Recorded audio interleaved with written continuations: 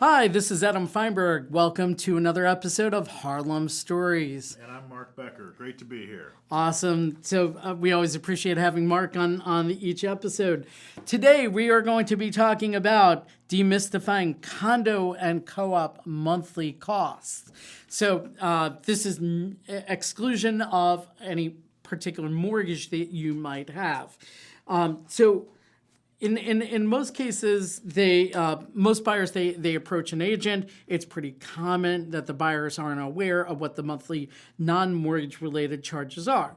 So for buyers in the city, they're less likely to hesitate, but for buyers that aren't as acclimated to the city, they're trying to compare our monthlies versus an HOA outside of the city. And these are not typically easy or even reasonable comparisons. So in today's episode, we're going to discuss what's contained in those monthly charges and why they might be considered expensive if you're coming from other areas. First, we need to define the differences between condos and co-ops. And while many line items in a budget will be the same if these two types of properties, we need to first identify what makes them different from each other. So the monthly charges in a co-op, and they're unique to a co-op, these monthly charges, it's called maintenance.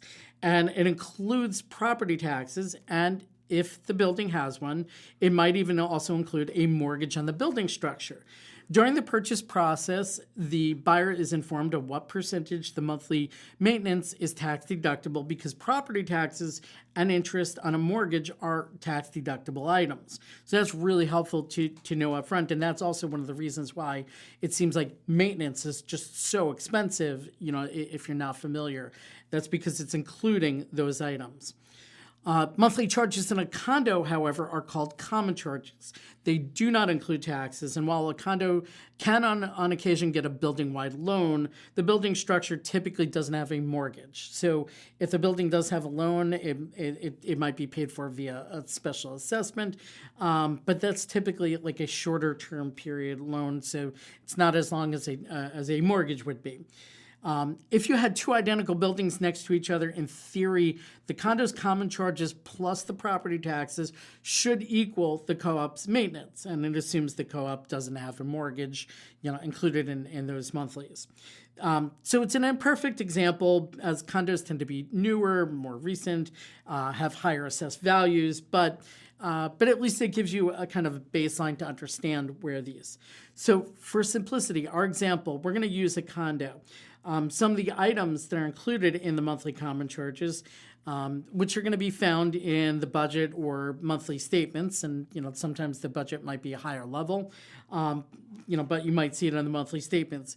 It'll include typically, in most buildings, and I've seen exceptions to some of these on occasion, heat, water, hot water, energy, your energy costs, whether that's electricity, natural gas, oil, and obviously we're going through a revolution at right now in terms of updating, which forms of energy we're using. Insurance. This is all, go ahead. Sorry to cut you off, go ahead. But I happen to have a listing right now where the maintenance is particularly high. It's $5,900, but it's a 2,600 square foot apartment. So what I'm telling potential buyers and their brokers is, look, yeah, the maintenance is a little higher than the norm, but the building covers heating and cooling. And if you're cranking that AC during the summertime, that's saving you a few $100 every month, so it doesn't look quite as bad. At least a few hundred on a home that large. And in fact, right. Respective, typical, Manhattan apartment is not that large. So the reality is you have to compare that more to, a mid to large size house. Right. If you were in the suburbs, and imagine how much heating and cooling is going to cost you, you're probably talking at least $1,000 a month. Absolutely. For a home that size, depending on seasons and whatnot. So, that's something worth keeping in mind. So insurance is included in that, and insurance for the entire building structure. And this has been a changing thing, and insurance has actually doubled or tripled in the last couple of years. So that's, so when people are asking and saying, I'd like to keep my monthlies below this amount, it's becoming harder and harder, primarily because that insurance is really adding to that bottom line. And, it's a combination of climate change and all these other things, but umbrella policies that managing agents used to do to kind of cluster together all the buildings in their portfolios, it's no longer being offered. So now you're losing that savings as well. So that's certainly one component, insurance. The super and or porter salaries, doorman salary, if applicable, and keep in mind a lot of these employees could be unionized, and that unionization and the pension funds for that could be rather hefty, because I know there's a collection of buildings along Riverside Drive on the northern stretch of the Upper West Side, and they have these group of buildings that collectively have a doorman's pension system. And it was underfunded. So as a result, the maintenance in a lot of these buildings tend to be higher than average because of that underfunded pension for the doorman. So, that is certainly a component in it. Elevator monthly servicing contracts and routine testing for the elevator. So the city requires routine testing on a regular basis. There's a 1 year, a 2 year, and a 5 year level testing on an elevator. So that's a lot of money to go through that, and that is just the testing. But there's also the routine maintenance. In a handful of buildings, you might actually also have an elevator operator. I don't see them too often, but every once in a while, I've come. 151 East 49th Street comes to mind. Is that the right? They have. I don't know the east side as well, but I can say on the Upper West Side, there's one on 95th, on West 95th, near Central Park. That probably has something to do with a union contract or the mechanics of the elevator or something like that. Yeah, and in a lot of cases, that actually is the case. And I forget the name of the show. I think it was Family Matters with the guy Urkel. The wife, the mother. Laura. Yeah, the mother, she was actually an elevator operator, and they explained her losing her job before it was because she was an elevator operator in a building, and this is all obviously part of the TV storyline, but she was an elevator operator, and actually she held her job for an extra several years because the building did not actually want to unemploy her. So, oh, how nice. Yeah, but obviously at some point they did wind up replacing her. But obviously we're feeling sentimental for a TV character here, but the reality is that actually does occur in real life too. There's routine repairs and maintenance, includes the managing agent, their costs, and their office expenses. There's accounting and legal fees, and even if you don't have much to deal with on that end, you're certainly going to have at least a small amount. There's going to be a reserve fund, or at least we kind of hope so. And now this is a little bit more of a controversial topic now since that Miami Surfside building collapse, because a lot of times buildings didn't necessarily, especially more condos than co-ops, didn't necessarily have large reserves.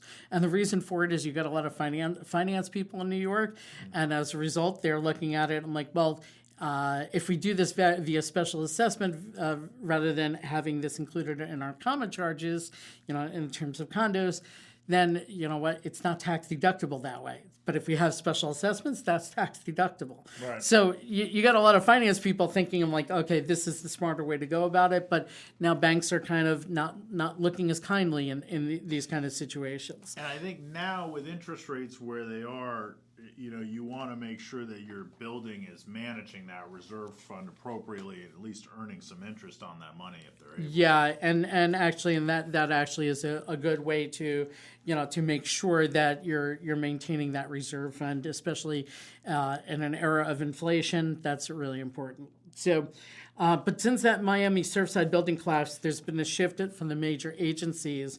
Most people hear the terms Fannie Mae or Freddie Mac, but in July of this year, 2023, the buildings now have to see sufficient reserve funds for planning for large-scale structural projects. Now, you can still have a special assessment, but that's more or less for planning for future projects, not the ones at hand, not the ones that you have to do immediately. So, in terms of replenishing that reserve, they're fine with special assessments, but, it's going to be a lot more on the iffy side of the equation otherwise.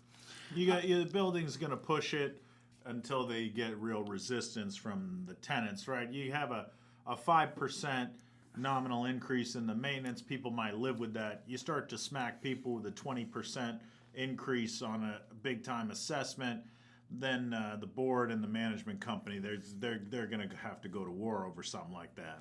Yeah, and in some cases, we're actually seeing 10, 15, 20% increases because of inflationary issues and the cost of insurance. Just had one at one of my listings. Yeah, so I mean these things, they do happen, or it could be increased regulation. And I think if I remember, you mentioned that was the root cause, for that, that special assessment that you got hit with. Mm-hmm.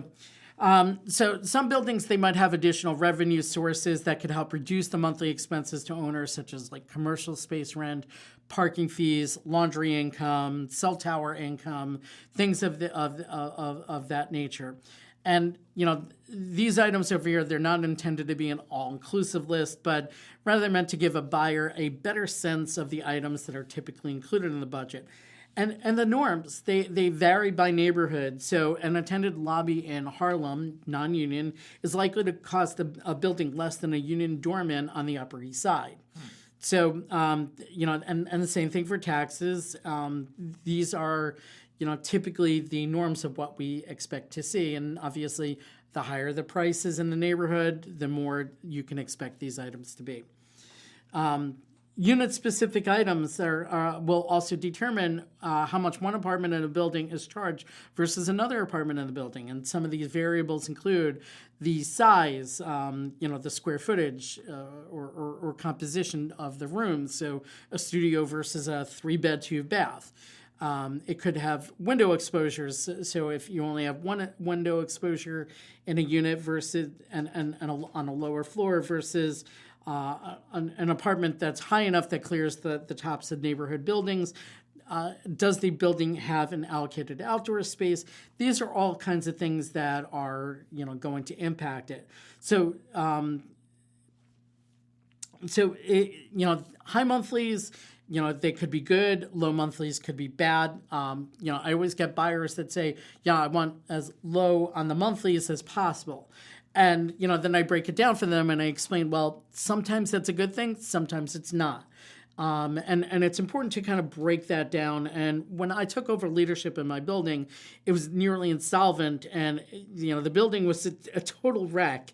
The prevailing wisdom that took place before I took over was that our homes would be more valuable by keeping the common charges at rock bottom level. But, the flaw in this plan was that the common charges were at a level that were set.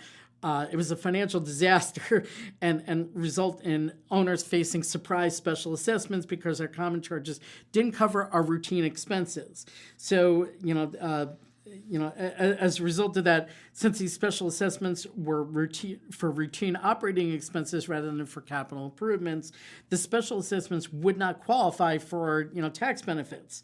So that was a problem. So not only was there no planning and there's no way you could budget properly as an owner, but the way that they were handling it, we couldn't qualify for tax benefits as special assessments. So when I took over the board, I put a stop to this approach and incrementally raised common charges to levels that were manageable and reasonable. And I left the special assessments for capital improvements. So not exactly rocket scientist, but it's one of those examples that kind of shows that low common charges, for the sake of low common charges, that can actually be dangerous. So that's something that you want to take a look at and make sure that I'm good when a building has low common charges and they're financially stable and they've got all their big capital improvement projects all planned and paid for. But a building has to have all these things aligned for all of that to make sense. Mm-hmm. So, I often question, is that a wise strategy to focus on low monthlies? And, a lot of times that's not necessarily aligned properly. So it really depends on what the buyer is trying to achieve, but the financials should be reviewed and we should be discussing them, ensuring that the approach used by the building aligns with the buyer's needs. And I would just point out on in terms of when you're analyzing a maintenance or taxes and common charges, as it were, in condos. In my experience, and you can correct me if you have a different interpretation, the closer you are to the center, let's call it Fifth Avenue of Manhattan, generally your property taxes and your maintenance going to be a little bit higher. The further out you go, Second Avenue, First Avenue, some of the older co-ops on West End, Riverside Drive, not Riverside Boulevard, right? Riverside Drive, you're going to see some lower commons as you get closer to the rivers. Yeah, I mean, I think it winds up being on a building by building. However, I think as a generalization, you're probably pretty on target there. I've noticed, there's a difference between the price and the monthlies on when you compare the Upper East Side to the Upper West Side. When buyers say, which is the better value, I say it really depends on your lifestyle and not necessarily on price versus monthlies, because one is going to have a higher price, the other one's going to have higher monthlies. So you pick and choose, but ultimately, if you try and balance that out, you'll see that more or less they're probably pretty close to riffing on that, what you just said, Adam, is that one thing I try to impress upon my buyers is Manhattan is a very liquid market. You're not going to steal anything, nor will you get totally hosed. So if it looks too good to be true, it probably is. Don't drive yourself crazy trying to find an amazing deal. Amazing deals don't really happen on the island of Manhattan, except in rare circumstances. I've been able to find those rare circumstances, though. I mean, it doesn't happen often, and I tell my buyers, listen, I'm going to help you find, what we can find that's the right match for you. Yeah. But don't just focus on getting the best deal. Find on getting the best deal that matches what you want and need. I want to quote an old movie producer. I think it was one of the Mayer brothers or the Goldwyn or one of those early guys, and the 1920s. Yeah, some of those guys, maybe in the 40s or 50s, and his director kept saying to him, about Marilyn Monroe. She keeps showing up late every day, and it's driving me crazy. And he said, "Can we hire a different actress?" And the producer said, "Yeah, I could hire my Aunt Jane, but nobody would show up." So everything gets baked in the cake, and you get what you pay for. Yeah, and every once in a while you'll get somebody that just doesn't know what they're doing, or I've been able to kind of steal a deal for a buyer because I got a broker that might not specialize in my area, and they took the listing they probably shouldn't have, and I was able to negotiate an amazing deal for my buyer. You'll get situations like that, but they're rare. It sounds a little predatory, but in this business, look, if you can find a naive broker, that can be your best friend in getting yourself a good deal. I actually never wound up meeting that broker. It was one of those strange deals. In any case, but moving on. So, Fannie, I've mentioned this before. Fannie and Freddie lending guidelines have now changed. So now their guidelines have put a strain on the way so many New York City buildings have operated.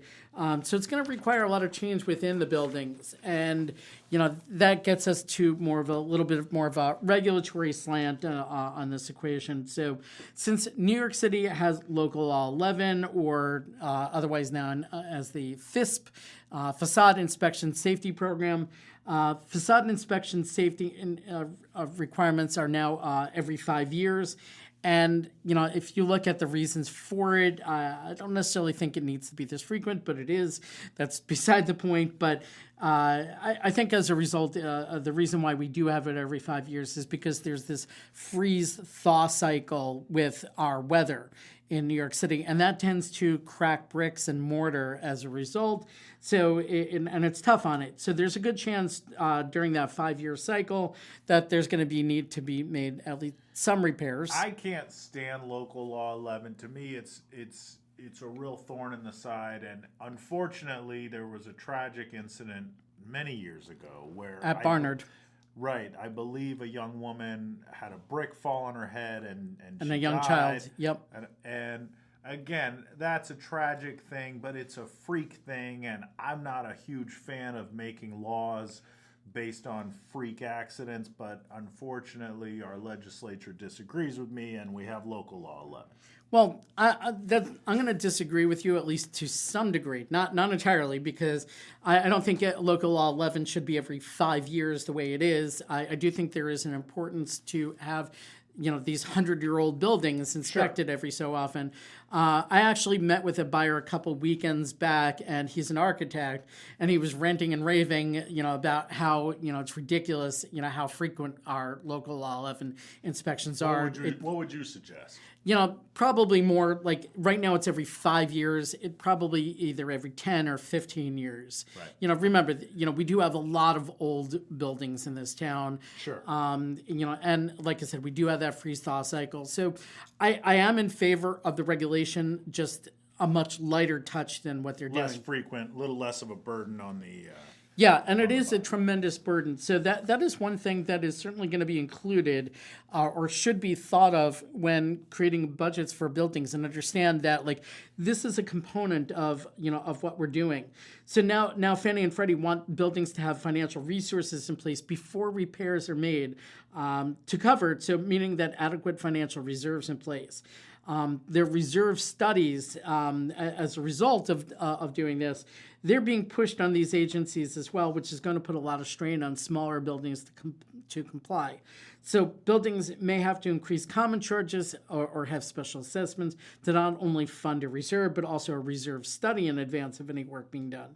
So buildings that don't need to comply with local law 11, specifically 5 stories or less, will still need to comply with these agency lending requirements, but might not perform exterior work as frequently. And I think it's important to point out where building common charges are low. I start asking why. And some of the reasons that that could reasonably explain why building common charges are low or the maintenance might be low. The building could be a small walk-up, and there's no elevator maintenance or elevator inspections or elevator operating expenses. Perhaps they might have a part-time porter instead of a full-time super. There's no doorman. In really small buildings, there might not be a managing agent. They might be self-managed. And a self-managed building might not be a good fit for every buyer, and the buyer should talk to their agent to understand how this might fall into their planning, because they could wind up being on the hook for joining the board because there's nobody else to do it. Yeah. So that's why I say a self-managed building might not be a good fit for everyone. I actually there's a self-managed building at I believe it's 159 East 30th Street in Kips Bay, and it was one of the worst experiences of my life. I've unfortunately, at least briefly, have self-managed my own building. But I told all the other owners, I said, listen, this is for a short time only. I don't have that much free time. And quite honestly, I'm like, we should have somebody that actually knows more than just basic accounting, as it relates to New York City real estate, somebody that actually, knows how to fix things and things of that nature. Yeah. This can't all fall on me. So I think I only did it for 6 months or a year or something along those lines. But it was never my intent to manage the building for, and unfortunately, I was the sole person pretty much doing almost everything. So that is one of the challenges that you have in smaller buildings. And, one of the things, we were self-managed. We've now had a managing agent since I think around 2009, 2010, somewhere around there. So I never want to go back to self-managing. Some other reasons why a building might have low common charges, and I don't see this often, but I've seen it on occasion. The building has each apartment with its own water heater or is individually metered. And since this is rare to find in Manhattan, the buyer might not realize that while the common charges are low, if they use more water or high heat, if this was included in the common charges, the true monthly equivalent might be more expensive than if it was included as a shared meter system. So I come across that every once in a while, but in most cases, I don't recommend it. But every once in a while, there might be a situation where I do. The building could be, in terms of other reasons why common charges, the building could be well funded or even overfunded. Overfunded buildings aren't common, but it does happen. The building could run exceedingly well for many, many years, and as a result, the monthly common charges might be lower than expected. Or perhaps the building has a flip tax on sales, and this is far more common in co-ops than condos, but it can apply to both.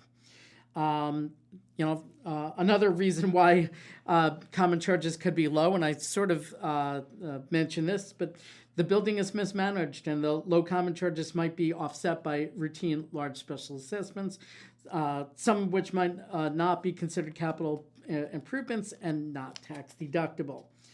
So then we get to the other side of that coin over here. What if the common charges are high? And, that might be because... Red flag. Red flag, maybe yes, maybe no. So perhaps they're fixing long-term or expensive problems that have been in the building. They're rebuilding the reserves after a large capital improvement project. Perhaps they might have a large staff that are union members where the jobs are locked in place. So, as we mentioned earlier, that elevator operator or the doorman, though some owners would prefer the savings of a virtual doorman. So, those are a few examples of the situations that we come across. And this is in no way representative of all the situations that we come across.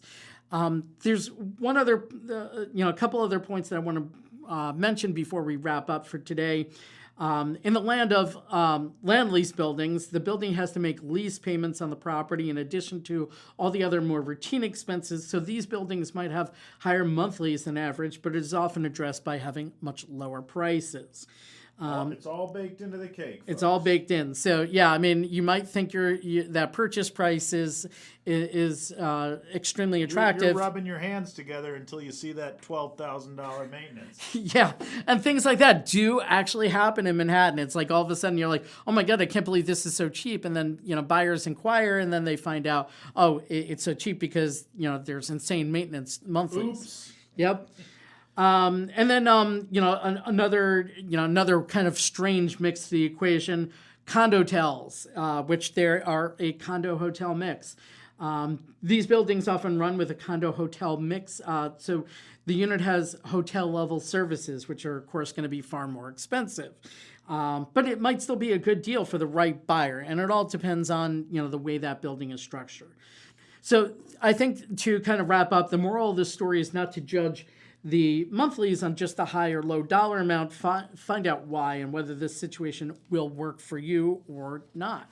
So I think that's really helpful to understand. And I think of great nuggets of wisdom there. Yeah, and I think just the most important aspect is just don't judge it by the price or by the monthlies. Take everything into consideration. Well, thank you very much for joining us for another episode of Harlem Stories. Thanks, everyone.